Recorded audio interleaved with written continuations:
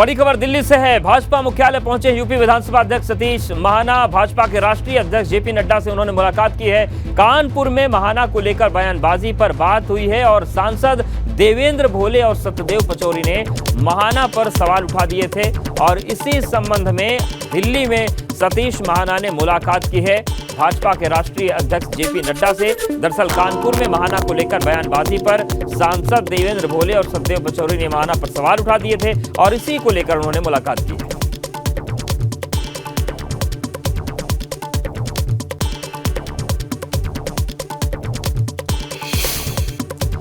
उत्तर प्रदेश में मिशन 80 को साधने के लिए भाजपा टिफिन अभियान का आगाज करने जा रही है।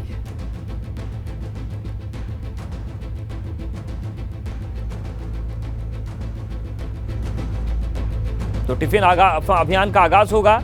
चाय पर चर्चा के बाद टिफिन अभियान है और टिफिन अभियान में जो रूठे हुए कार्यकर्ता हैं उनको मनाने की कवायद है और इसका आगाज बीजेपी के राष्ट्रीय अध्यक्ष जेपी नड्डा आगरा से करेंगे। तो रूठे कार्यकर्ताओं को मनाने का प्लान है क्योंकि जितना नुकसान विपक्ष नहीं करता उससे ज्यादा नुकसान अपने नाराज कार्यकर्ता कर देते हैं।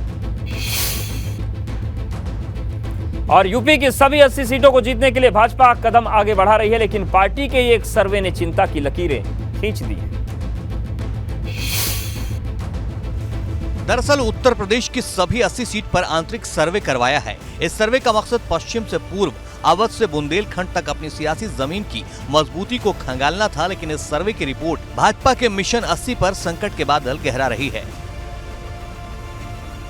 आंतरिक सर्वे में कई जीती हुई सीटें रेड जोन में हैं। उपचुनाव में जीती रामपुर और आजमगढ़ सीट भी रेड जोन में है। पश्चिमी यूपी की कई सीटों पर भाजपा को खतरा है। पूर्वांचल की कई सीटों पर भी कमजोर पकड़ दिख रही है। इतना ही नहीं, 2019 में जिन सीटों पर पार्टी की जीत हुई है उन पर भी पकड़ कमजोर दिख रही है। चलिए अब आपको पश्चिम और पूर्वांचल की उन सीटों का ब्यौरा बताते हैं जहां भाजपा के लिए सिग्नल रेड है।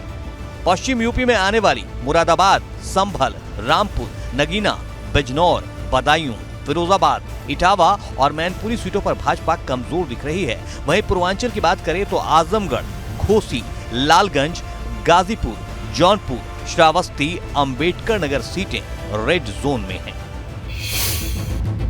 2024 के लिए सपा अध्यक्ष अखिलेश यादव ने खुद कमान संभाल ली है। अखिलेश यादव जिलेवार मीटिंग कर रहे हैं।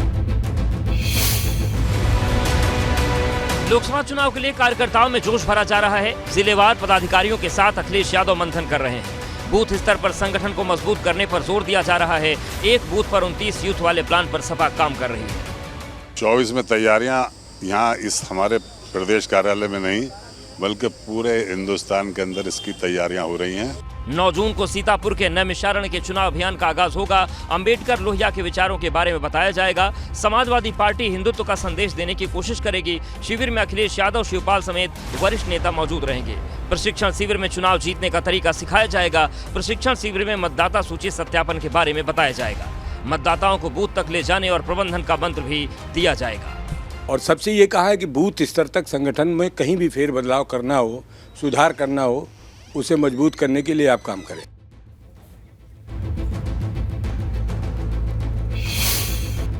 तो 4 के मोर्चे में पहले मोर्चे की खबरें आपने देखी। दूसरे मोर्चे की खबरों से पहले देखिए 40 सेकंड में 4 अहम खबरें। यूपी में पीडब्ल्यूडी के 200 इंजीनियर होंगे डिमोट। 2010 के नियम के खिलाफ हुआ था प्रमोशन। सहायक अभियंता और अधिशासी अभियंता के पद पर मिला था प्रमोशन। डिमोट होकर अब सभी बन जाएंगे जूनियर इंजीनियर।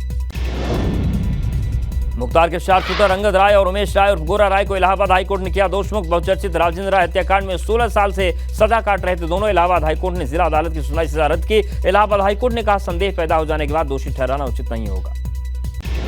औरैया में डिप्टी सीएम ब्रजेश पाठक ने कार्यकर्ताओं के साथ बैठक की। ब्रजेश पाठक ने सपा पर बोला हमला। कहा सपा की कथनी और करनी में अंतर, पूरी तरह फेल हो चुकी है समाजवादी पार्टी। उन्नाव में राहुल गांधी के बयान पर बोले भाजपा सांसद मनोज तिवारी। राहुल गांधी का फ्रस्ट्रेशन बढ़ता जा रहा है। अमेरिका में भारत के लोकतंत्र की निंदा करना देश के खिलाफ।